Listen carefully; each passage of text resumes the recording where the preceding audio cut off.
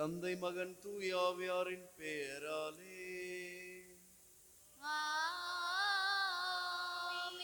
நம் ஆண்டவராக இயேசு கிறிஸ்துவின் அருளும் கடவுளின் அன்பும் தூயாவியாரின் நட்புறவும் உங்கள் அனைவரோடும் இருப்பதாக.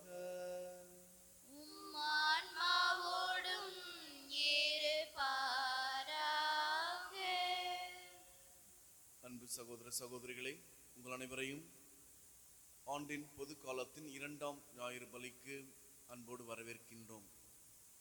இன்றைய வாச வழிபாடுகள் நாம் அனைவரும் ஆண்டவருக்கென்று அர்ப்பணிக்கப்பட்ட மணமக்களாகும், இறைவனும் மனிதனும் இணைந்த ஒரு நிலையில் குடும்ப உறவில் கணவன் மனைவிக்கிடையே இருக்கின்ற அந்த அன்பும் ஒற்றுமையும் புரிதலும் நமக்கும் இறைவனுக்கும் இடையே இருக்க வேண்டும் என்றும், அவ்வாறு இருக்கின்ற பொழுது அனைத்துமே அபரிவிதமாக கிடைக்கும் என்றும், ஒருவேளை இறைவனுக்கும் நமக்குமான உறவு முறையாக இல்லை என்றால் இந்த நற்செய்தி வாசகத்தில் நாம் கேட்கப்படுவது போன்ற இல்லாத ஒரு நிலை, பற்றாக்குறையான ஒரு நிலை ஏற்படும் என்பதை உணர்த்துகின்றது. நம் குடும்ப வாழ்வில், இல்லற வாழ்வில், அன்றாட வாழ்வில் நம் ஆண்டவர் இயேசுவும் அவரது தாய் அன்னை மரியாவும் இருக்கின்ற பொழுது எந்த குறையும் நமக்கு இருக்காது, எதுவும் தீர்ந்து போகாது. இத்திருப்பலின் வழியாக நமது குடும்ப வாழ்வில், நமது பணி வாழ்வில், நமது ஒட்டுமொத்த வாழ்வில் அன்னை மரியாவுக்கும் அவர் மகன் இயேசுவுக்கும் இடம் இருக்கின்றதா என்று சிந்தித்து பார்ப்போம். அவர்களுக்கென்று ஒரு தனி இடத்தை ஏற்பாடு செய்வோம். நமது வாழ்வில் எந்த குறையும் இருக்காது. ஒருவேளை குறை இருந்தாலும் இந்த இருவரும் அதை நிவர்த்தி செய்வார்கள். அதற்கான வரத்தை இந்த பலியில் மன்றாடுவோம். திருப்பலியை தகுந்த முறையில் ஒப்புக்கொடுக்க தடையாக இருக்கின்ற நமது குற்றம் குறைகளை எல்லாம் நினைத்து பார்த்து மனம் வருந்தி மன்னிப்பு வேண்டுவோம்.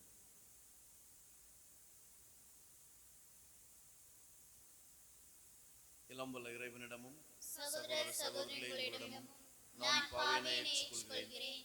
ஏனெனில் என் சிந்தனையாலும் சொல்லாலும் செயலாலும் கடமை தவறினாலும் பாவங்கள் பல செய்தேன். என் பாவமே, என் பாவமே, என் பெரும் பாவமே. ஆகையால் எப்பொழுதும் கன்னியான புனித மரியாவையும் வானதூதர் புனிதர் அனைவரையும் சகோதர சகோதரிகளையும் நம் இறைவனாகிய ஆண்டவரிடம் எனக்காக வேண்டிக் கொள்ள மன்றாடுகிறேன். எல்லாம் வல்ல இறைவன் நம் மீது இரக்கம் வைத்து நம் பாவங்களை மன்னித்து நம்மை நிலை வாழ்வுக்கு அழைத்துச் செல்வாராக. ஆமென். ஆண்டவரே இரக்கமாயிரும். ஆண்டவரே இரக்கமாயிரும். கிறிஸ்துவே இரக்கமாயிரும். கிறிஸ்துவே இரக்கமாயிரும். ஆண்டவரே இரக்கமாயிரும். ஆண்டவரே இரக்கமாயிரும்.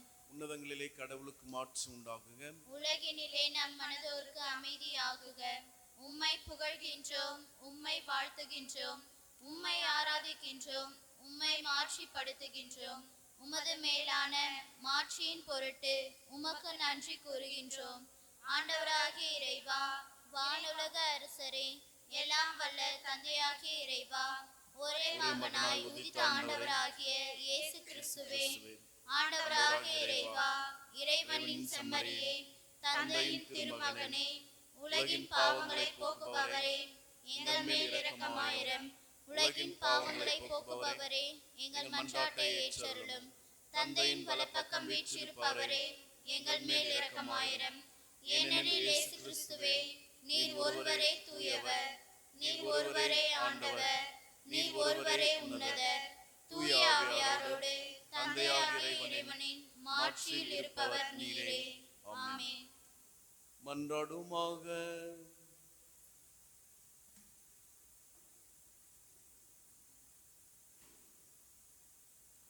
என்றென்றும் உள்ள எல்லாம் வல்ல இறைவா, விண்ணிலும் மண்ணிலும் உள்ள அனைத்தையும் ஆண்டு நடத்துகின்றவர் நீரே. உமது மக்களின் வேண்டல்களை இரக்கத்துடன் கேட்டு எங்கள் வாழ்நாட்களில் உமது அமைதியை அளித்தருள்வீராக. உம்மோடு தூய ஆவியாரின் ஒன்றிப்பில் இறைவனா என்றென்றும் வாழ்ந்து ஆட்சி செய்கின்ற அவர் வழியாக உம்மை மன்றாடுகின்றோம்.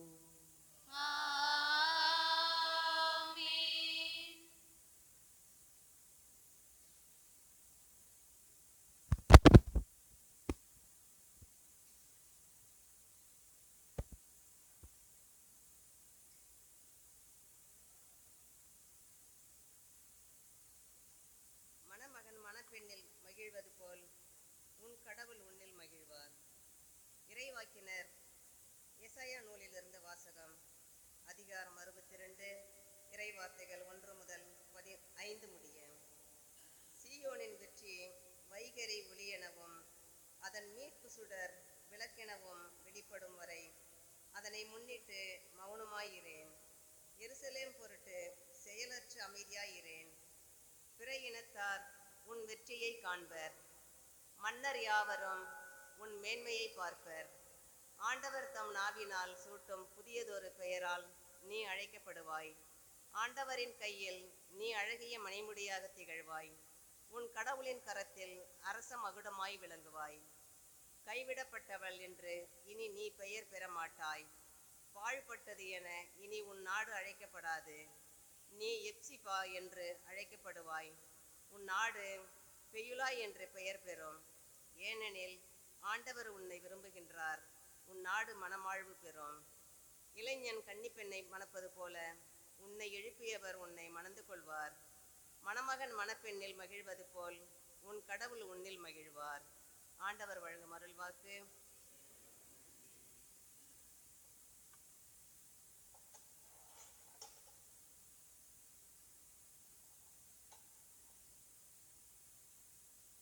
பதிலுரை பாடல். பல்லவி. அனைத்து மக்களும் ஆண்டவரின் வியத்தகு செயல்களை அறிவியுங்கள். ஆண்டவருக்கு தோறும் பாடல் பாடுங்கள். உலகெங்கும் வாழ்வோரே ஆண்டவரை போற்றி பாடுங்கள். ஆண்டவரை போற்றி பாடுங்கள். அவர் பெயரை வாழ்த்துங்கள். பல்லவி. அனைத்து மக்களும் ஆண்டவரின் வியத்தகு செயல்களை அறிவியுங்கள். அவர் தரும் மீட்பை நாள்தோறும் அறிவியுங்கள். பிற இனத்தாருக்கு அவரது மாட்சியை எடுத்துரைங்கள். அனைத்து மக்களினங்களுக்கு அவர் தம் வியத்தகு செயல்களை அறிவியுங்கள். பல்லவி. அனைத்து மக்களுக்கும் ஆண்டவரின் வியத்தகு செயல்களை அறிவியுங்கள்.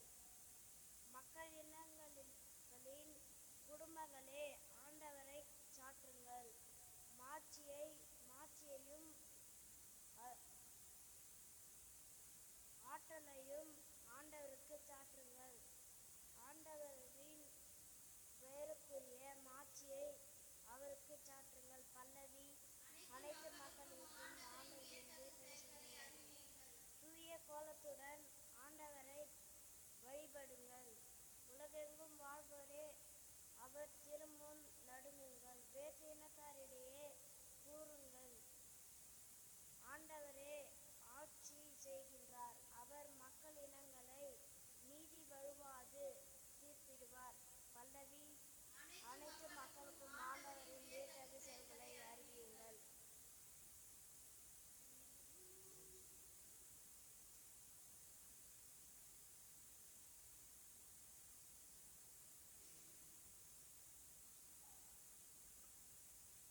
இரண்டாம் வாசகம்.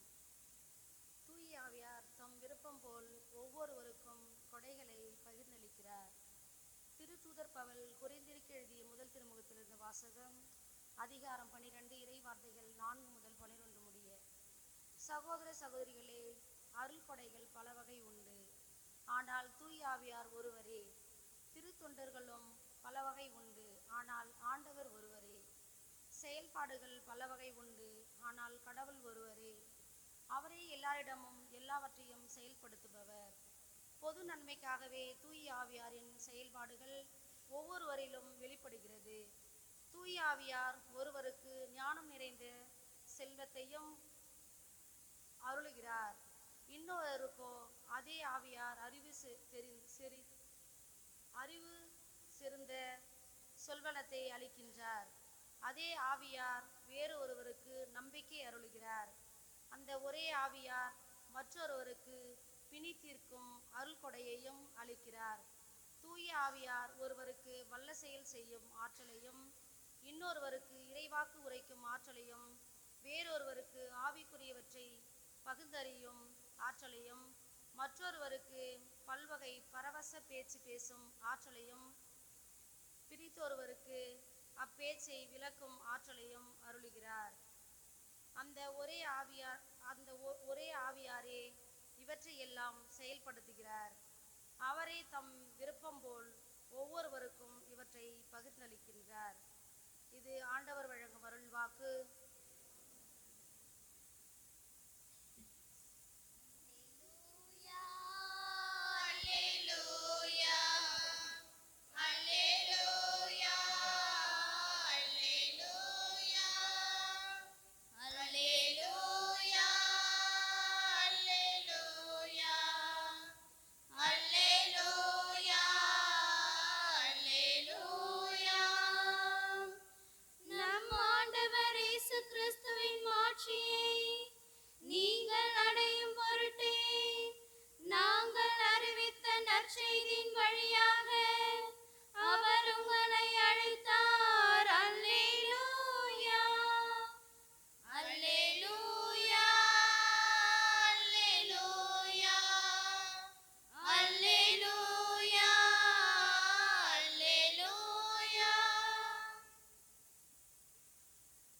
ஆண்டவர் உங்களோடு இருப்பாராக. உம் ஆன்மாவோடும் இருப்பாராக. யோவான் எழுதிய தூய நற்செய்தியிலிருந்து வாசகம். ஆண்டவரே மாட்சி உமக்கே. கலிலேயாவில் உள்ள கானாவில் திருமணம் ஒன்று நடைபெற்றது. இயேசுவின் தாயும் அங்கிருந்தார். இயேசுவும் அவருடைய சீடரும் அத்திருமணத்திற்கு அழைப்பு பெற்றிருந்தனர். திருமண விழாவில் திராட்சை ரசம் தீர்ந்து போகவே இயேசுவின் தாய் அவரை நோக்கி, திராட்சை ரசம் தீர்ந்து விட்டது என்றார். இயேசு அவரிடம், அம்மா, அதை பற்றி நாம் என்ன செய்ய முடியும்? எனது நேரம் இன்னும் வரவில்லையே என்றார். இயேசுவின் தாய் பணியாளரிடம், அவர் உங்களுக்கு சொல்வதெல்லாம் செய்யுங்கள் என்றார். யூதரின் தூய்மை சடங்குகளுக்கு தேவையான 6 கல் தொட்டிகள் அங்கே இருந்தன. அவை ஒவ்வொன்றும் 2-3 குடம் தண்ணீர் கொள்ளும். இயேசு அவர்களிடம், இத்தொட்டிகளில் தண்ணீர் நிரப்புங்கள் என்று கூறினார். அவர்கள் அவற்றை விளிம்பு வரை நிரப்பினார்கள். பின்பு அவர், இப்போது மொண்டு பந்தி மேற்பார்வையாளரிடம் கொண்டு போங்கள் என்று அவர்களிடம் கூறினார். அவர்களும் அவ்வாறே செய்தார்கள். பந்தி மேற்பார்வையாளர் திராட்சை ரசமாய் மாறியிருந்த தண்ணீரை சுவைத்தார். அந்த ரசம் எங்கிருந்து வந்தது என்று அவருக்கு தெரியவில்லை. தண்ணீர் மொண்டு வந்த பணியாளருக்கே தெரிந்திருந்தது. ஆகையால் பந்தி மேற்பார்வையாளர் மணமகனை கூப்பிட்டு, எல்லாரும் நல்ல திராட்சை ரசத்தை முதலில் பரிமாறுவர், யாவரும் விருப்பம் போல குடித்த பின்தான் தரம் குறைந்த ரசத்தை பரிமாறுவர். நீர் நல்ல ரசத்தை இதுவரை பரிமாறாமல் ஏன் வைத்திருந்தீர் என்று கேட்டார். இதுவே இயேசு செய்த முதல் அரும் அடையாளம். இது கலிலேயாவில் உள்ள கானாவில் நிகழ்ந்தது. இதன் வழியாக அவர் தம் மாட்சியை வெளிப்படுத்தினார். அவருடைய சீடரும் அவரிடம் நம்பிக்கை கொண்டனர். இதன் பிறகு அவரும் அவர் தாயும் சகோதரர்களும் அவருடைய சீடரும் கப்பர்நகும் சென்று அங்கு சில நாட்கள் தங்கியிருந்தனர். ஆண்டவரின் அருள்வாக்கு.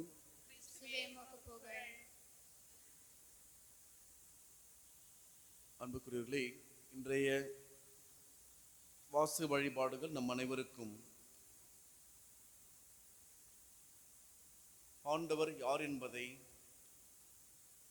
ஒரு புதுமையின் வழியாக வெளிப்படுத்தப்படுவதை நாம் வாசிக்க கேட்கின்றோம். கடவுள் யார் அல்லது இயேசு யார் என்பதை ஒரு புதுமையின் வழியாக இயேசு வெளிப்படுத்தி, இயேசுவால் என்னவெல்லாம் செய்ய முடியும், எப்படிப்பட்ட ஆற்றல் அவருக்கு இருக்கின்றது என்கின்ற ஒரு செய்தியை நற்செய்தியின் வழியாக யோவான் திருத்தூதர் நமக்கு சொல்லுகின்றார். இந்த அடையாளம், அரும் அடையாளம் என்னவென்று நாம் பார்க்கின்ற பொழுது, அந்த தண்ணீரை ரசமாக மாற்றுகின்ற நிகழ்வுதான் இங்கு நடைபெறுகின்ற மிக முக்கியமான ஒரு புதுமை. தண்ணீர் திராட்சை ரசமாக எப்பவுமே மாறாது, நமக்கு மாறாது. யாருக்காவது மாறுமா? மாறாது. ஆனால் இயேசுவால் அது இயலும், இயேசுக்கு அது முடியும் என்பதான் இங்கு செய்தி. அப்படி என்றால் நாம் இயேசுவிடம் கேட்கின்ற பொழுது நமது பார்வையில் தான் அது முடியாது, ஆனால் இயேசுவின் பார்வையில் எல்லாமே முடியும் என்கின்ற ஒரு நம்பிக்கை செய்தியை நாம் எடுத்துக்கொண்டு செல்ல அழைக்கப்படுகின்றோம். இரண்டாவதாக, திருமண வாழ்வை அல்லது இல்லற வாழ்வில் இறைவன் இணைந்திருக்கின்றார் என்பதை இன்றைய 3 வாசகம் நமக்கு சொல்லுகின்றது. முதல் வாசகத்தில் கடவுளை மணமகன் போன்றும் இஸ்ரேல் மக்களை மணமகள் போன்றும் உருவகித்து, ஒரு மணமகன் அல்லது கணவன் எவ்வாறு தனது மணமகளை மனைவியை அன்பு செய்வாரோ, ஏற்றுக்கொள்வாரோ, பாதுகாப்பாரோ, அதுபோல கடவுள் இஸ்ராயேல் மக்களை அன்பு செய்கின்றார், பாதுகாக்கின்றார், பராமரிக்கின்றார். எவ்வாறு கணவன் எப்பொழுது மனைவியை கைவிட மாட்டாரோ, அதுபோல கடவுளும் இஸ்ராயேல் மக்களை கைவிட மாட்டார். இனி நீ கைவிடப்பட்டவள் என்று உன்னை யாரும் சொல்ல மாட்டாங்க. அப்படி என்று இஸ்ராயேல் மக்களுக்கு எசையா இறைவாக்கினர் ஆறுதல் மொழியாக சொல்லுகின்றார். கடவுளின் உறவு, கடவுளுக்கும் மனிதனுக்கும் இடையேயான உறவானது கணவனுக்கும் மனைவிக்கும் இடையேயான உறவு போன்றது. நம்ம எல்லாருக்கும் தெரியும், நீங்களும் திருமண வாழ்வில் இணைந்திருக்கின்றீர்கள். நீங்கள் கணவராக உங்கள் மனைவி எந்த அளவுக்கு அன்பு செய்றீங்க, எப்படிலாம் அன்பு செய்றீங்கன்றது உங்களுக்கு தெரியும். அதுபோலதான் கடவுளும் நம்மை அன்பு செய்கின்றார். அதான் முக்கியமானது. உண்மையில் இறைவன் தான் இந்த திருமணத்தை ஏற்படுத்தியவர். இந்த திருவிவிலியத்தின் முதல் நூல் எப்படி தொடங்குது? குடும்ப உறவில் தொடங்குகின்றது. கடவுள் யாரை படைக்கிறார்? ஆதாம் ஏவாளையும் படைக்கிறார். நீங்கள் இருவரும் இணைந்திருங்கள். அங்கு தொடங்குகின்ற அந்த உறவு நிலையானது இறுதி நூலாகிய திருவெளிப்பாட்டில் செம்மறியின் திருமண விருந்து என்கின்ற அந்த உருவகத்தோடு நிறைவு பெறுகின்றது. இயேசு மணமகன் என்றும், இயேசுவால் மீட்கப்பட்ட எல்லாருமே மணமகள் போன்றும் உருவகத்தோடு அது நிறைவு பெறுகின்றது. அதுக்கிடையில் வர்றது எல்லாமே குடும்பம் சார்ந்த நிகழ்வுகள், குடும்பத்தில் கடவுளின் தலையீடு, இதுதான் நடக்குது. குடும்பம் இல்லாமல் கடவுள் எங்கேயும் போகவே இல்லை. ஆபிரகாம், ஈசாக்கு, மோசே, தாவீது அரசர் எல்லாமே யாரும் எதுலேருந்து வந்தாங்க? குடும்பத்திலிருந்து தான், திருமண வாழ்விலிருந்து தான் வராங்க. குழந்தை இல்லாத நிலையில் குழந்தை தருகின்ற ஒரு நிலை, கைவிடப்பட்டவள் என்று சொன்னப்பட்ட அன்னாவுக்கு குழந்தை பிறக்கின்றது, சாமுவேல் பிறக்கின்றார். இதெல்லாம் எப்படி நடக்குது? குடும்ப உறவில் நடக்கின்றது என்பதை நாம் மறந்துவிடக் கூடாது. இரண்டாம் வாசகத்தில் அந்த குடும்பத்தில் ஒவ்வொருவரின் பங்களிப்பு என்ன? குடும்பத்தில் ஒவ்வொருவருக்கும் ஒரு தனிச்சிறப்பான ஒரு திறமைகள் இருக்கும். குடும்பத்தில் எல்லாருமே சம்பாதிக்கணும் அவசியம் இல்லை, சரிங்களா?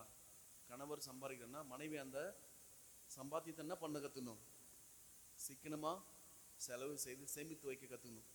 ஒரு சில வீட்டை பார்த்தா வந்த காசு அப்படியே காணாமல் போயிடும். ஒரு சிலருக்கு சேமிக்கின்ற பழக்கம் இருக்கும். பெற்றோர்கள், தந்தை சம்பாதிக்கின்றார், தாய் செலவு செய்கின்றார், சிக்கனமாக இருக்கின்றார் என்றால் பிள்ளைகள் அதை புரிஞ்சுட்டு என்ன பண்ணோம்?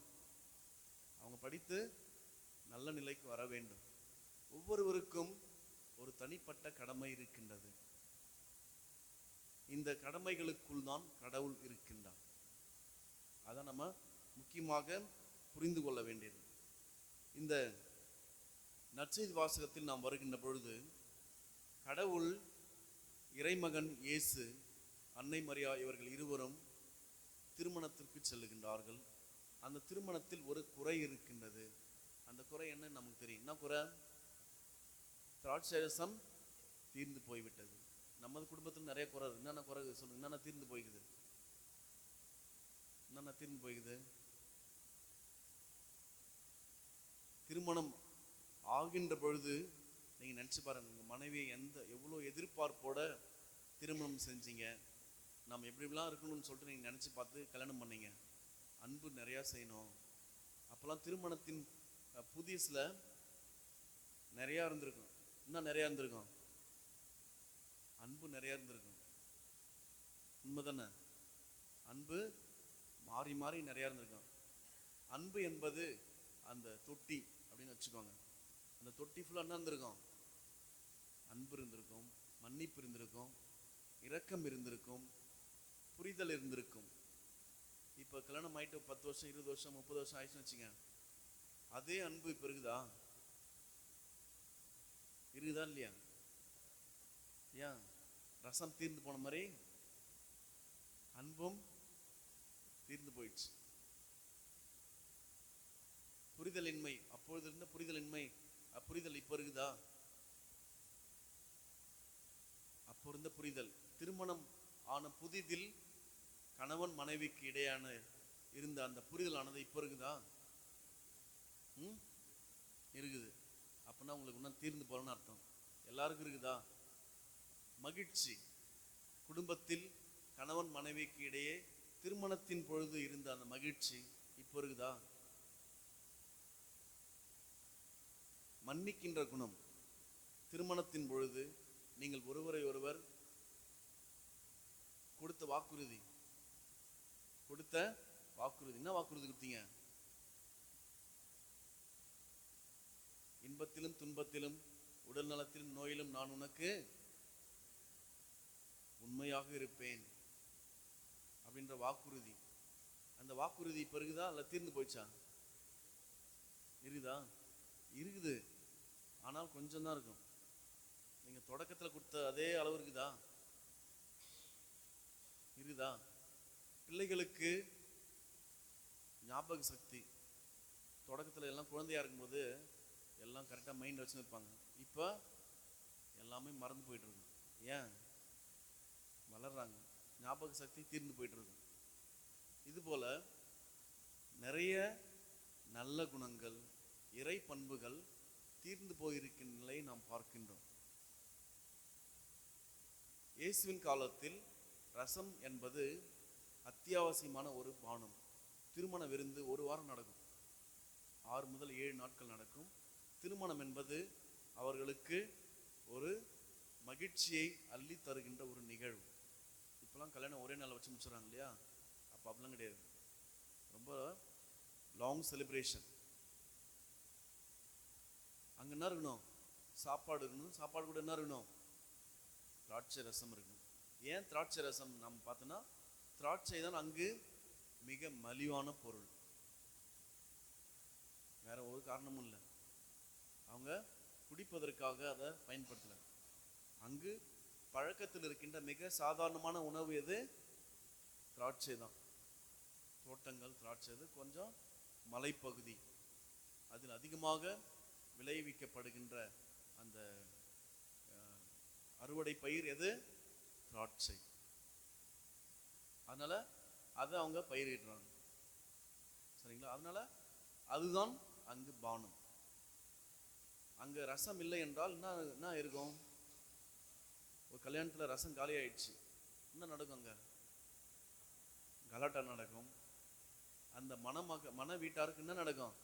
அவமானம், அசிங்கம், கௌரவ குறைச்சலாம் ஏற்பட்டிருக்கும்.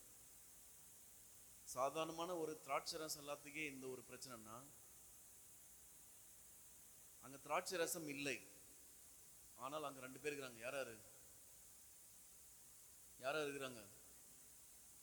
இயேசுவும் அவர் தாய் மரியாவும் இருக்கிறாங்க. நம்ம கூட நிறைய தீர்ந்து போனோம்னு நீங்க சொன்னீங்க இல்லையா? அப்ப நிறைய தீர்ந்து போச்சுன்னு சொன்னான். அது தீர்ந்து போனா பிரச்சனை இல்லை. ஆனால் யார் இருக்கணும்? யார் இருக்கணும்? நமது குடும்ப வாழ்வில் அதே இயேசும் அன்னை மரியாவும் நமது குடும்ப வாழ்வில் இருக்கணும். அன்றைக்கு கானாவூர் திருமணத்துல ரசம்தான் தீர்ந்து போச்சு. ஆனால் யார் இருந்தாங்க? யார் இருந்தாங்க? இயேசும் அன்னை மரியாவும் இருந்தாங்க. இப்போ நமது குடும்ப வாழ்விலும் என்னன்னோ தீர்ந்து போயிருக்குது. ஆனால் யார் இல்லை? இயேசும் இல்லை, மரியாவும் இல்லை. இதுதான் பிரச்சனை. பொருள்கள் தீர்ந்து போறதோட முக்கியம் கிடையாது. யாரு தீராம இருக்கணும்? இயேசுவும் அன்னை மரியாவும் நம்மோடு இருக்க வேண்டும். ஏனென்றால் குறைபாடுகளை, தீர்க்க வேண்டிய குறைகளை யார் பார்த்துக்குவாங்க? கடவுளும் அன்னை மரியாவும் பார்த்துக்கிறாங்க. புரியுதுங்களா? அதை தான் நம்ம புரிந்து கொள்ள வேண்டும். அப்ப எது தீராம இருக்கணும்? இறைவனின் அருள் தீராமல் இருக்க வேண்டும். இறைவனின் பாதுகாப்பு தீராமல் இருக்க வேண்டும். குறையாமல் பார்த்து கொள்ள வேண்டும். ஆனா நம்ம வீட்டில் எல்லாம் இருக்கும். யாரை தவிர? யாரை தவிர? இந்த 2 பேரை தவிர மீதி எல்லாரும் இருப்பாங்க.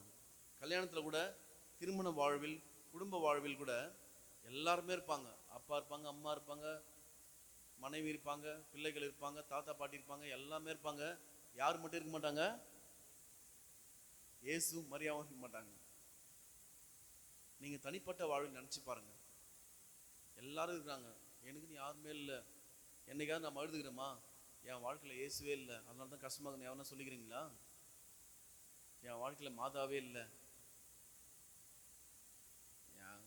மாதாவாவது காரணமாக ஓரங்கட்டு. யார் முக்கியம்?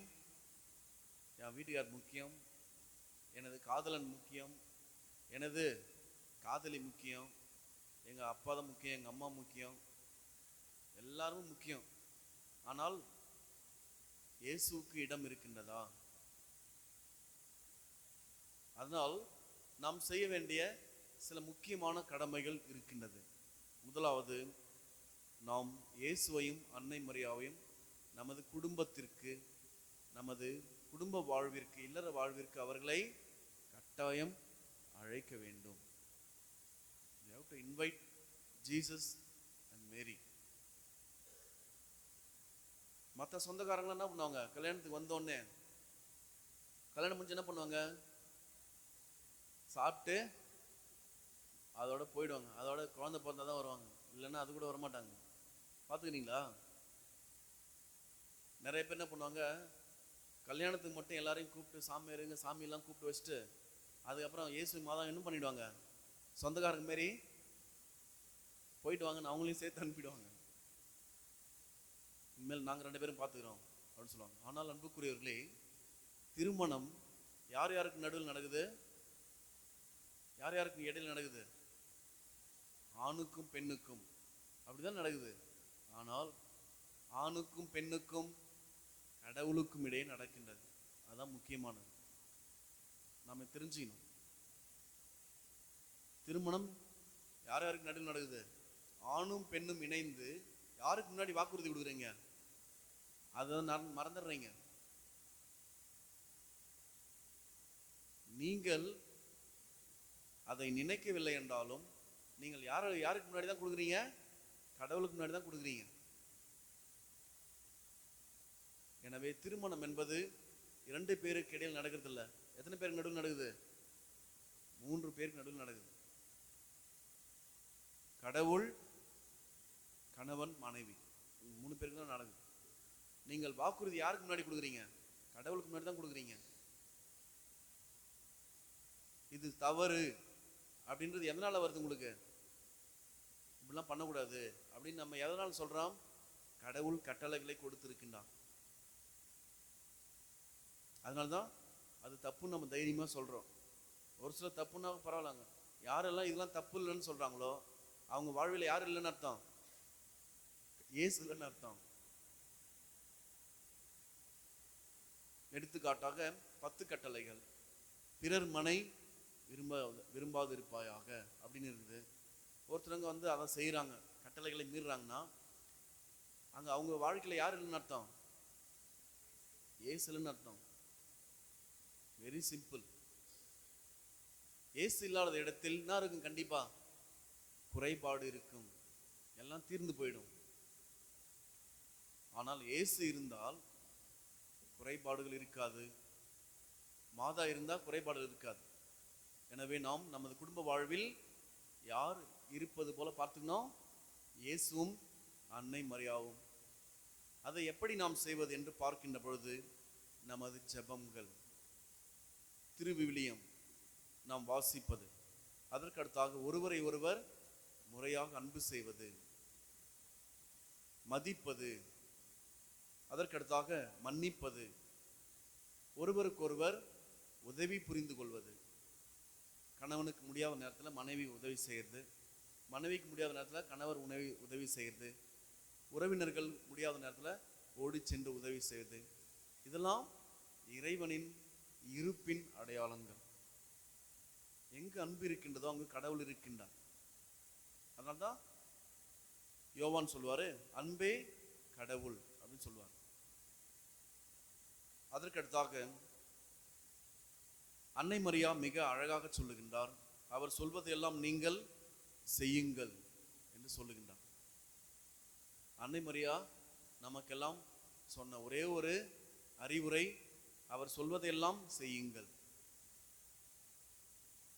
இயேசுவின் கட்டளைகள் நற்செய்தி வாசகத்தில் நமக்கு சொல்லப்பட்டிருக்கின்றது. அதற்கடுத்தாக நாமும் நமது குறையான குடத்தை, சாடிகளை நிரப்ப கற்றுக்கொள்ள வேண்டும். நிறைய குறைபாடுகள் இருக்கின்றது, நிறைய அன்பு இல்லாத ஒரு நிலை, புரிதல் இல்லாத ஒரு நிலை, மன்னிப்பு இல்லாத ஒரு நிலை, கடன் பிரச்சனைகள், பணப்பிரச்சனை எல்லாமே குறைபாடு தான். ஆனால் நாம் அந்த குறைபாடு என்ன பண்ண கற்றுக்கணும்? நிறைவாக்க கற்றுக்கொள்ள வேண்டும். மனைவிக்கு அன்பு தேவை என்றால் அந்த அன்பை கொடுக்கணும். அன்புதான் குறைபாடு என்றால் அதை என்ன பண்ணோம்? கொடுக்க பிள்ளைகளுக்கு இந்த பெற்றோர்களின் இருப்பு ஒரு ஏக்கம் என்றால் அந்த பெற்றோர்கள் பிள்ளைகளுக்கு நேரத்தை கொடுக்க வேண்டும். அதை நாம் புரிந்து கொள்ள வேண்டும். எதெல்லாம் இல்லையோ அதெல்லாம் நாம் கொடுக்கின்றவர்களாக இருக்க கற்றுக்கொள்ள வேண்டும். அப்ப என்ன பார்க்கணும்? நம்ம என்ன குறை என்பதை தேட கற்றுக்கொள்ள வேண்டும். குடும்பத்தில் என்ன குறை, கணவருக்கு என்ன குறை, பிள்ளைகளுக்கு என்ன குறை என்பதை என்ன பண்ணோம்? நம்ம தேட கற்றுக்கொள்ள வேண்டும். இது எங்கிருந்து வருது? அன்னை மரியாவிடமிருந்து வருகின்றது. யாராவது இங்கின்ற நற்செய்தியில் போயிட்டு அன்னை மரியா கிட்ட, அம்மா ரசம் தீர்ந்து போயிடுச்சு, உங்க மகன் கிட்ட போயிட்டு ஏதாவது சொல்லுங்கன்னு சொன்னாங்களா? யாராச்சும் சொன்னாங்களா? சொல்லல. யாரு கண்டுபிடிச்சாங்க? யாரு கண்டுபிடிச்சாங்க? மாதாவே கண்டுபிடிக்கிறாங்க. அப்ப மாதா எங்க இருப்பாங்க? பெரும்பாலும் மாதா எங்க இருந்தா கண்டுபிடிச்சிருப்பாங்க? நீங்களாம் சாப்பாட்டு இடத்துக்கு போனீங்கன்னா, கல்யாணத்துக்கு போனீங்கன்னா எங்க போவீங்க? முதல்ல நேரா போயிட்டு எங்க போவீங்க? அங்க போயிட்டு உட்காந்து அப்புறமா என்ன பண்றது, ஒரு 100 ரூபாய் 200 ரூபாய் வைக்கிறதுக்கு எதுக்கு? முதல்ல நல்லா சாப்பிடலாம். சாப்பாடு நல்லா இருந்தா எக்ஸ்ட்ரா வைக்கலாம், சாப்பாடு நல்லா இல்லைன்னா கொஞ்சமாக வச்சுட்டு வந்துடணும் அப்படின்னு நினைச்சுதான் போவாங்க. ஆனால் அன்னை மரியா எங்க போனாங்க? எங்க போனாங்க? எங்க போனா ரசம் தீர்ந்து போச்சுன்னு தெரிஞ்சிருக்கும்?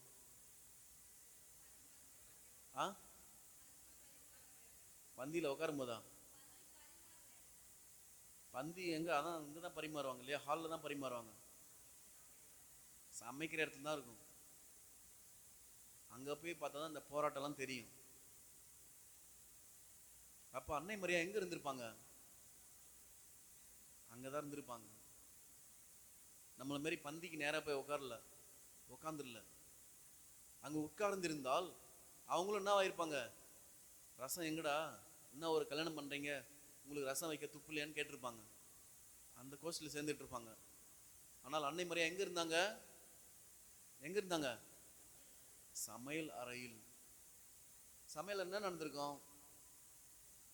என்ன நடந்திருக்கும்? ரசம் தீர்ந்து போச்சு, சாப்பாடு சர்வ் பண்றவங்க என்ன நினைச்சு பேசியிருப்பாங்க? என்னென்ன பேசியிருப்பாங்க சொல்லுங்க பார்க்கலாம். என்ன சொல்லியிருப்பாங்க? புரியல. ரசம் காலி ஆயிடுச்சுன்னு தெரிஞ்சிச்சு, அப்புறம் அதனால வர பிரச்சனை இல்லைன்னா சொல்லியிருப்பாங்க.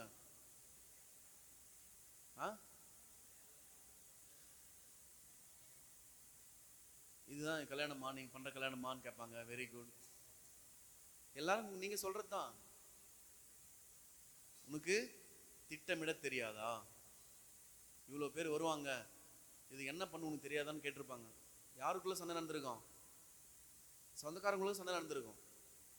ஆனால் வந்தவன் தான் நினச்சிருப்பாங்க ரசம் வரும் ரசம் வரும்னு வெயிட் பண்ணியிருந்திருப்பாங்க. அப்படி தானே? ஆனால் உள்ள என்ன நடந்திருக்கும்? கேட்டிருப்பாங்க இல்லையா? நீங்கள் கூட கேட்டிருப்பீங்க, கொஞ்சம் கிரேவி ஊற்றுங்க அப்படின்னு சொல்கிறான்னு வச்சுங்க. உள்ள கிரேவி இல்லை. அங்கே என்ன நினைப்பாங்க? அங்கே என்ன பேசினிருப்பாங்க? எல்லாம் கிரேவி கேட்குறாங்க, நீ ஏன் கொஞ்சம் தண்ணி ஊற்ற வேண்டியது தானே எக்ஸ்ட்ரா அப்படின்னு கேட்டிருப்பாங்க. வேற என்ன சொல்லியிருப்பாங்க? எனக்கு தெரியாது, நான் போகிறேன்னு சொல்லிட்டு ஒருத்தர் போயிட்டு இருப்பாரு. இன்னொருத்தர் என்ன சொல்லியிருப்பாரு? நீங்கள் ஒழுங்காகவே பிளான் பண்ணல, எத்தனை கிலோ செஞ்சீங்க, எத்தனை லிட்டர் வைன் வாங்கினீங்களாம் கேட்டிருப்பாங்க. அவங்கவுங்க இஷ்டத்துக்கு செஞ்சுருப்பாங்க. ஆனால் அங்கே என்ன இருக்காது? வைன் இல்லை, ரசம் இல்லை. இப்படி நடக்கின்ற இந்த குழப்பமான நிலை தான் யார் பார்த்துருப்பாங்க? யார் பார்த்துருப்பாங்க? மாதா பார்த்துருப்பாங்க. ஆனால் நற்செய்தி வாசகத்தில் இதெல்லாம் சொல்லப்படலை. கார்டினல் மார்டினி அப்படின்னு சொல்லிட்டு ஒரு கர்தினால் இருக்கின்றார். அவர் தான் இதெல்லாம் சொல்றார். அன்னை மரியா எங்கிருந்திருக்க வேண்டும்?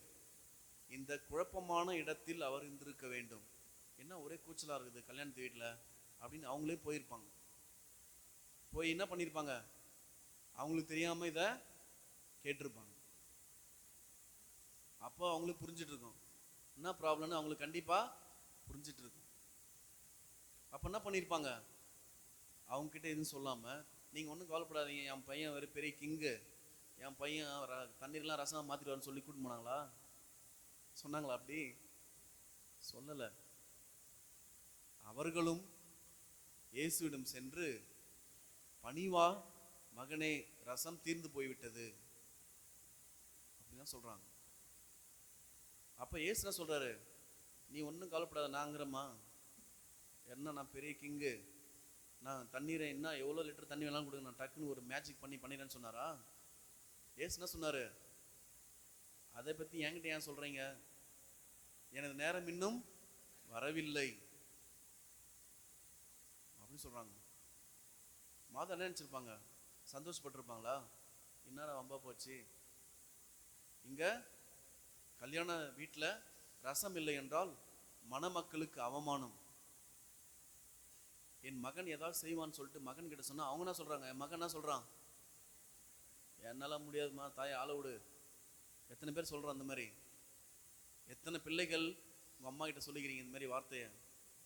என்னால முடியாதுமா தாயை ஆள விடுன்னு சொல்லிட்டு எத்தனை பேர் சொல்லிக்கிறீங்க?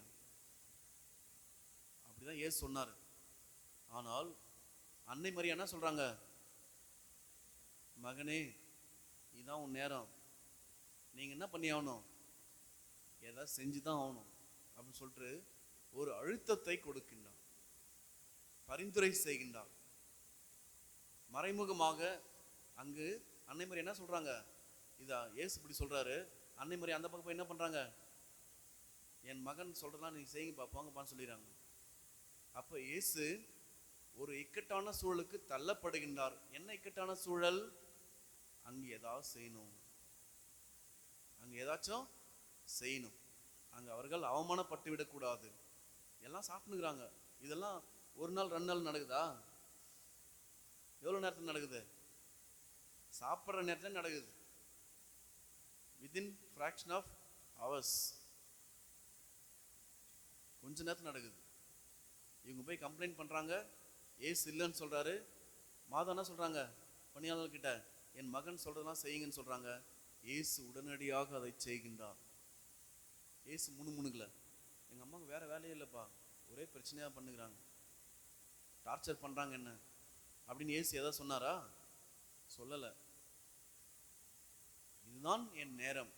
இயேசு என்ன நேரத்தை சொல்றாரு பார்த்தீங்கன்னாக்கா, அவர் சிலுவையில் அறையப்பட்டு உயிரை விடுகின்ற நேரத்தை அவர் சொன்னதாக அவர் நினைச்சு சொல்லியிருக்கலாம் அப்படின்னு நினைக்கிறாங்க. இயேசு நினைச்சிருப்பாருன்னு சொல்றாங்க. ஆனால் அன்னை மரி என்ன சொல்றாங்க? இப்போ உங்க நேரம் இதான்பா, நீ ஏதாவது செய் அப்படின்னு சொல்றாங்க. இயேசு முதல் புதுமையை செய்வதற்கு யார் தான் காரணமா இருந்தாங்க? அன்னை மரியா தான் காரணமா இருந்தாங்க. அதனால்தான் அன்னை மரியின் பரிந்துரை நமக்கு தேவை. அன்னை மரியின் பரிந்துரை நமக்கு தேவை என்றால் அன்னை மரி நமக்கு தேவை. இதை நாம் முக்கியமாக புரிந்து கொள்ள வேண்டும். அன்னை மரி நம்முடன் இருக்க வேண்டும். எங்கிருந்தாலும் சரி, எப்படி இருந்தாலும் சரி, யார் நமக்கு இருக்கணும்? நம்ம கூட இருக்கணும், அன்னை மரியா இருக்கணும். அதான் ஜெபமாலை. ஜெபமாலை நம்முடன் இருக்க வேண்டும். ஜெபமாலை வழியாக நாம் அன்னை மரியோடு உறவு கொள்ளுகின்றோம்.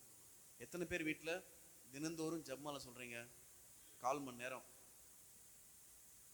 ஜெபமாலை இருக்கின்ற இடத்தில் ஜெபமாலை வச்சுனுக்கிறது முக்கியம் கிடையாது, ஜெபமாலை சொல்லணும்.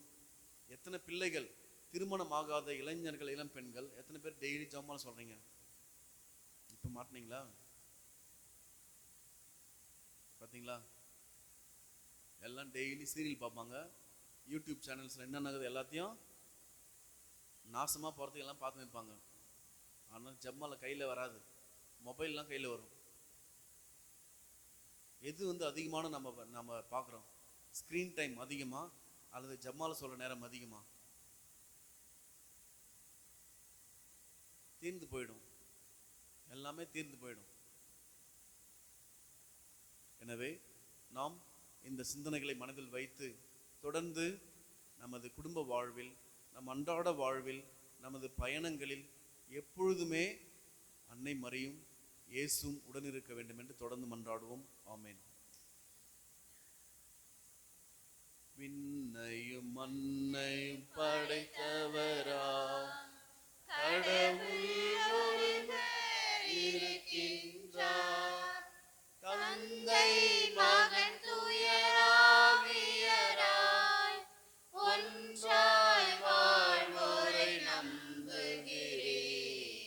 தூய ஆவியின் வல்லமையால் இறைமகன் நமக்காய் மனிதரானார்.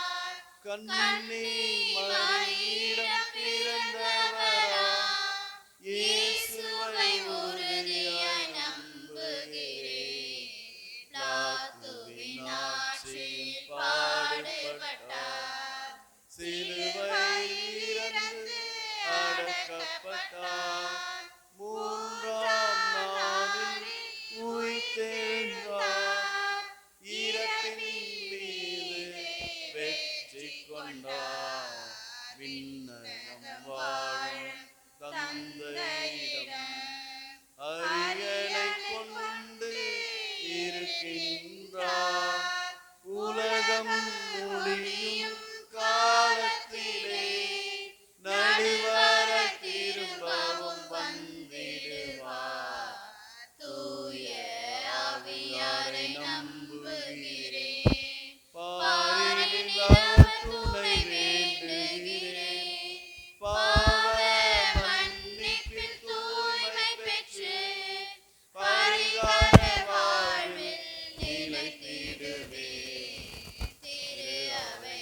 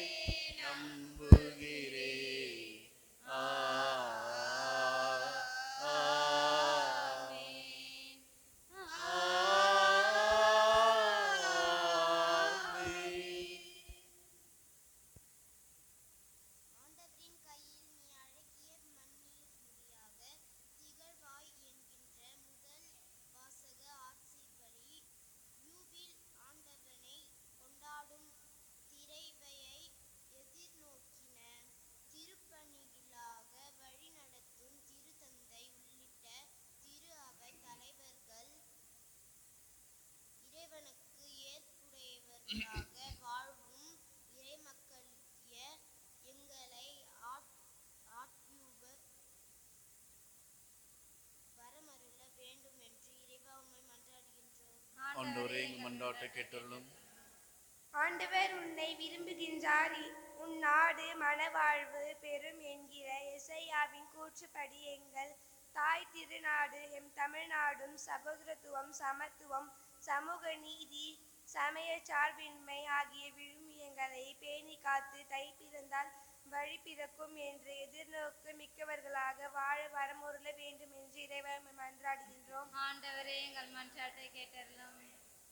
அருள்கொடைகள் பலவகை உண்டு, ஆனால் தூய ஆவியார் ஒருவரே என்கிற பவுலடியாரின் வார்த்தைகளை உணர்ந்தவர்களாய் நாங்கள் எல்லோரும் எங்கள் திறமைக்கேற்ப எம்மடைமைகளை ஆற்றி எல்லோரும் எல்லாமும் பெற்றிட வழிவகை செய்யவும், சேற்றில் இறங்கி எமக்கு சோறு படைக்கும் விவசாயிகள் உள்ளிட்ட அனைத்துணை உழைப்பாளிகளையும் மதித்து மாண்புடன் நடத்தவும் வரமருள வேண்டும் என்று இறைவாமை மன்றாடுகிறோம். ஆண்டவரே எங்கள் மன்றாட்டை கேட்டருளும்.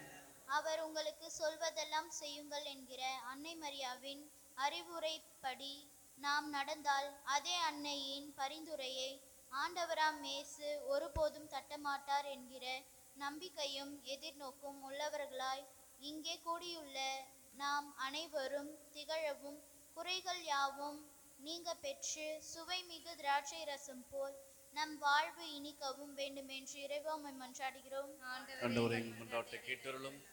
நம் தனிப்பட்ட தேவைகளுக்காக சிறிது நேரம் அமைதியாக மன்றாடுவோம்.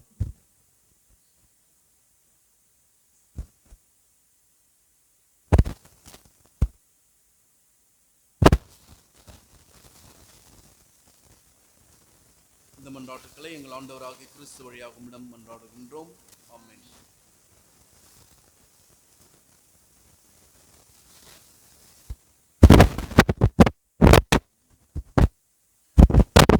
காணிக்கை இரவாத காணிக்கை இறை மனித உறவின் சின்னமா அன்பின் காணிக்கை இதய காணிக்கை இரவாத காணிக்கை இறை மனித உறவின் சின்னமா அன்பின் காணிக்கை இறையே இதை ஏற்றிடுவாய் உனதாயினை மாற்றிடுவாய் இறையே இதை ஏற்றிடுவாய் உனதாயினை மாற்றிடுவாய் இதய காணிக்கை இரவாத காணிக்கை இறை மனித உறவின் சின்னமா அன்பின் காணிக்கை கூடிடவே வான்மழை அருவியாகுமே உன் அருளுக்கு சான்றாகுமே மேகங்கள் கூடிடவே வான்மழை அருவியாகுமே உன் அருளுக்கு சான்றாகுமே இறைவா உனைப் போல் வார்த்தையை வாழ்வாக்கி வழிகாட்டி சென்றிட வரமொன்று தா இறைவா உனைப் போல் வார்த்தையை வாழ்வாக்கி வழிகாட்டி சென்றிட வரமொன்று தா. அன்பு சகோதர சகோதரிகளே, என்னுடையதும் உங்களுடையதுமான இந்த பலி இளம் வல்ல இறைவனாகி தந்தைக்கு ஏற்றதாகும்படி மன்றாடுங்கள். ஆண்டவர் தமது பெயரின் புகழ்ச்சிக்காகவும் மாட்சிக்காகவும் நமது நன்மைக்காகவும் புனித திரு அவையின் அனைத்து நலனுக்காகவும் உமது கையிலிருந்து பலியை ஏற்றுக்கொள்வாராக. ஆண்டவரே, எப்பொழுதெல்லாம் இப்பலியின் நினைவு கொண்டாடப்படுகின்றதோ அப்பொழுதெல்லாம் எங்கள் மீட்பின் செயல் நிறைவேற்றப்படுகின்றது. எனவே நாங்கள் இம்மறை நிகழ்வுகளில் தகுதியுடன் பங்கேற்க எங்களுக்கு அருள் புரிவீராக. எங்கள் ஆண்டவராகிய கிறிஸ்து வழியாக உம்மை மன்றாடுகின்றோம். ஆண்டவர் உங்களோடு இருப்பாராக. உம் ஆன்மாவோடும் இருப்பாராக. இதயங்களை மேலே எழுப்புங்கள். ஆண்டவரிடம் எழுப்பியுள்ளோம். நம் இறைவனாகிய ஆண்டவருக்கு நன்றி கூறுவோம். அதே தகுதியும் நீதியுமானது. ஆண்டவரே, தூயவரான தந்தையே, என்றும் உள்ள எல்லாம் வல்ல இறைவா, எங்கள் ஆண்டவராகிய கிறிஸ்து வழியாக என்னாலும் எவ்விடத்திலும் நாங்கள் உமக்கு நன்றி செலுத்துவது மெய்யாகவே தகுதியும் நீதியும் ஆகும். எங்கள் கடமையும் மீட்புக்குரிய செயலும் ஆகும். தவறிழைத்த எங்கள் மீது கிறிஸ்து இரக்கம் கொண்டு கன்னிமரியாவிடமிருந்து பிறக்க திருவுளமானார். சிலுவையில் பாடுபட்டு முடிவில்லா சாவிலிருந்து எங்களை விடுவித்தார். இறந்தோரிடமிருந்து உயிர் தெழுந்து நிலை வாழ்வை எங்களுக்கு அருளினார். ஆகவே வானதூதர் முதன்மை வானதூதரோடும் அரியணையில் அமர்வோர் தலைமை தாங்குவோரோடும் வான்படைகளின் அணிகள் அனைத்தோடும் சேர்ந்து நாங்கள் உமது மாட்சியை புகழ்ந்து பாடி முடிவின்றி சொல்வதாவது: தூயவர் தூயவர் தூயவர், வான்படைகளின் கடவுளாம் ஆண்டவர். விண்ணகமும் மண்ணகமும் உமது மாட்சியால் நிறைந்துள்ளன. உன்னதங்களிலே ஓசானா. ஆண்டவர் பெயரால் வருகிறவர் ஆசி பெற்றவர். உன்னதங்களிலே ஓசானா. தம்பி பபுள் கம் வெளியே போயிட்டு புதுசுல பபுள் கம் போட்டாங்க.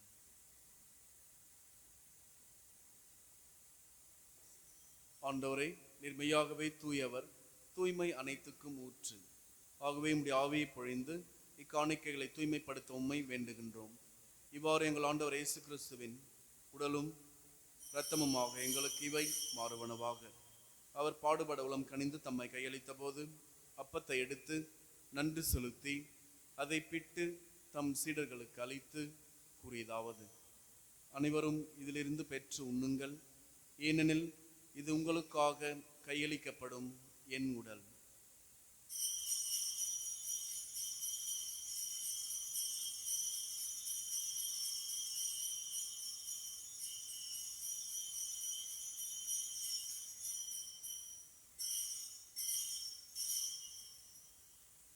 அவ்வண்ணமே இரவு விருந்தை அருந்திய பின் கிண்ணத்தையும் எடுத்து மீண்டும் உமக்கு நன்றி கூறி தம் சீடர்களுக்கு அளித்து அவர் கூறியதாவது: அனைவரும் இதிலிருந்து பெற்று பருகுங்கள், ஏனெனில் இது புதிய நிலையான உடன்படிக்கைக்குரிய என் இரத்தத்தின் கிண்ணம். இது பாவ மன்னிப்புக்கென்று உங்களுக்காகவும் பலருக்காகவும் சிந்தப்படும். இதை என் நினைவாக செய்யுங்கள்.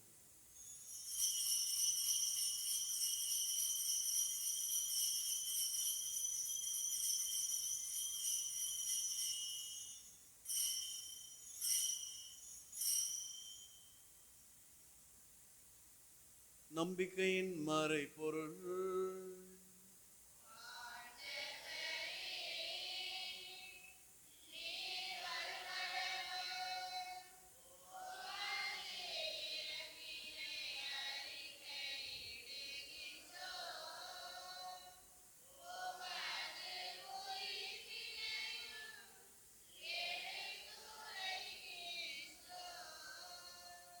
ஆகவே ஆண்டவரை, நாங்கள் கிறிஸ்துவின் இறப்பினையும் உயிர்ப்பினையும் நினைவு கூர்ந்து வாழ்வு தரும் அப்பத்தையும் மீட்பளிக்கும் கிண்ணத்தையும் ஒப்புக் கொடுக்கின்றோம். உம் திருமுனின்று உமக்கு ஊழியம் புரிய தகுந்தவரன் எங்களை ஏற்றுக்கொண்டீர். எனவே உமக்கு நன்றி செலுத்துகின்றோம். மேலும் கிறிஸ்துவின் உடலிலும் இரத்தத்திலும் பங்கு கொள்ளும் எங்களை தூய ஆவியார் ஒன்று சேர்க்க வேண்டும் என உம்மை தாழ்மையுடன் மன்றாடுகின்றோம். ஆண்டவரே, உலகெங்கும் பரவியிருக்கும் மது திரு அவையை நினைவு கூர்ந்தருளும்.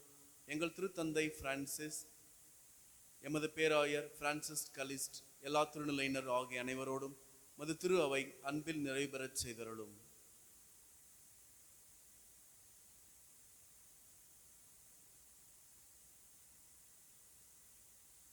மேலும் உயிர்த்தெழும் எதிர்நோக்குடன் துயில் கொள்ளும் எங்கள் சகோதர சகோதரிகளையும் இறந்தோர் அனைவரையும் இரக்கத்துடன் நினைவு கூர்ந்து உமது திருமுக ஒளியினுள் ஏற்றருளும். எங்கள் அனைவர் மீதும் இரக்கமாயிரும். கடவுளின் கன்னித்தாயான புனித மரியா, அவருடைய கணவரான புனித யோசேப்பு, புனித திருத்துதர்கள், இவ்வுலகில் உமக்கு உகந்தவராயிருந்தோர் ஆகிய புனிதர் அனைவரோடும் நாங்கள் நிலைவாழ்வில் பங்கு கொள்ளும் தகுதி பெற்று உம் திருமகன் இயேசு கிறிஸ்து வழியாக உம்மை புகழ்ந்தேத்தும் வரம் அருள உம்மை மன்றாடுகின்றோம். இவர் வழியாக இவரோடு இவரில் எல்லாம் வல்ல இறைவனாகிய தந்தையே, தூயாவியாரின் ஒன்றிப்பில் எல்லா புகழும் மாட்சியும் என்றென்றும் உமக்கு உரியதே.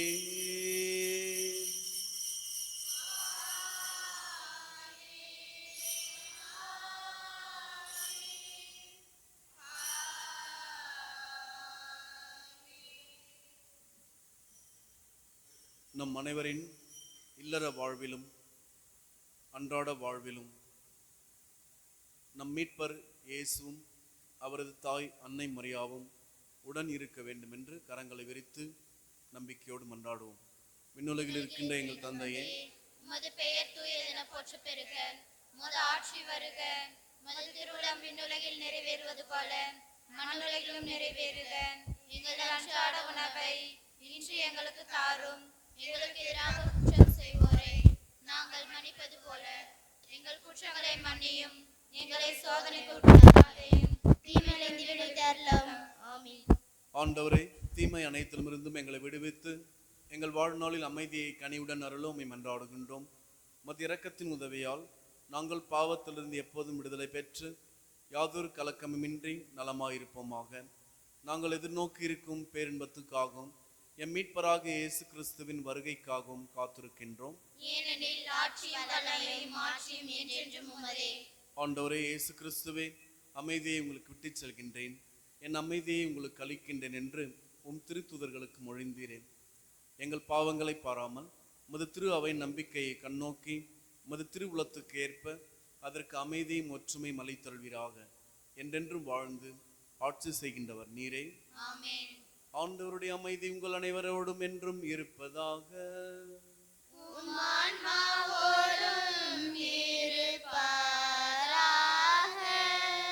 ஒருவருக்கொருவர் அமைதியை பகிர்ந்து கொள்வோம். உலகின் பாவங்களை போக்கும் இறைவனின் செம்மறியே, எங்கள் மேல் இரக்கமாயிரம். உலகின் பாவங்களை போக்கும் இறைவனின் செம்மறியே, எங்கள் மேல் இரக்கமாயிரம். உலகின் பாவங்களை போக்கும் இறைவனின் செம்மறியே, எங்களுக்கு அமைதி அளித்தருளும்.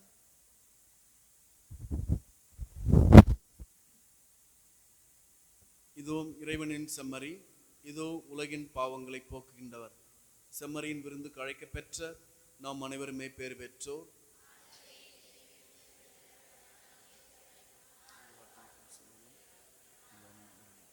கிறிஸ்துவின் திருவுடலும் திருரத்தம் நம்மை காத்து நிலை வாழ்வழி பண்ணுவாங்க.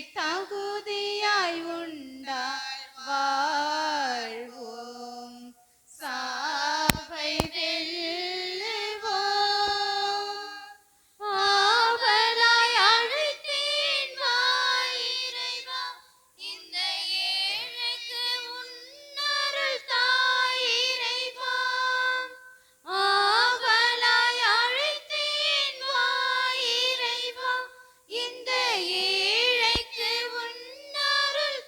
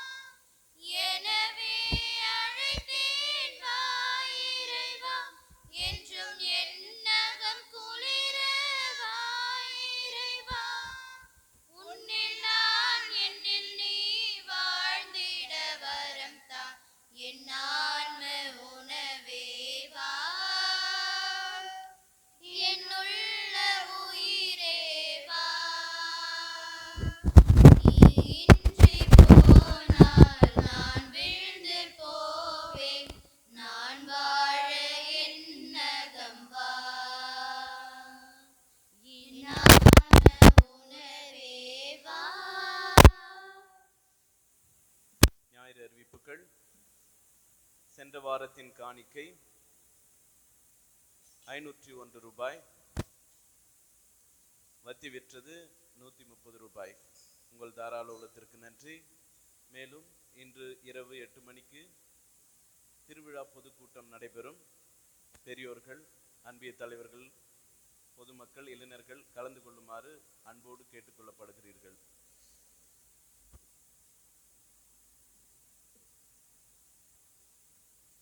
சென்ற வாரம் அறிவித்தது போல முன்கூட்டியே உங்களுடைய நன்கொடைகளை வழங்கினால் இந்த நோட்டீஸில் போடுறதுக்கு வசதியாக இருக்கும்.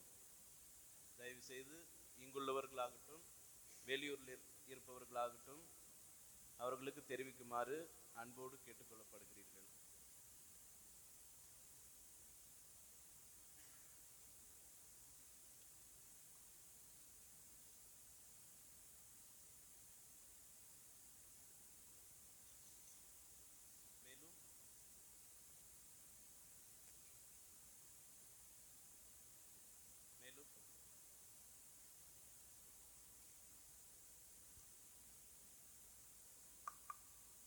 மேலும் தலக்கட்டுக்கு 1000 ரூபாய் விதிக்கப்பட்டுள்ளது. ஒவ்வொரு குடும்பங்களும் 1000 ரூபாய் கொடுக்குமாறு திருவிழா வரியாக நிர்ணயிக்கப்பட்டுள்ளது. சென்ற வாரம் உங்களுடைய நன்கொடைகளை வரிகளை செலுத்துமாறு அன்போடு கேட்டுக்கொள்ளப்படுகிறது. அன்பிய தலைவர்கள் வந்து உங்களிடம் வசூலிப்பார்கள். மன்றாடுவோமாக. ஆண்டவரே, உமது அன்பின் ஆவியை எங்கள் மீது பொழிந்தருளும். இவ்வாறு ஒரே விண்ணக உணவினால் நிறைவு பெற்ற நாங்கள் ஒரே பரிவிரக்கத்தால் ஒரு மனப்பட்டிருக்கச் செய்வீராக. எங்கள் ஆண்டவராகிய கிறிஸ்து வழியாக உம்மை மன்றாடுகின்றோம். ஆண்டவர் உங்களோடு இருப்பாராக.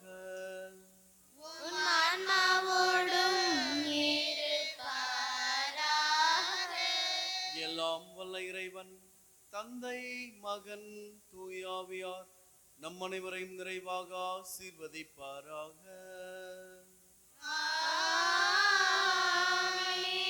சென்று வாருங்கள், திருப்பலி நிறைவேறிற்று.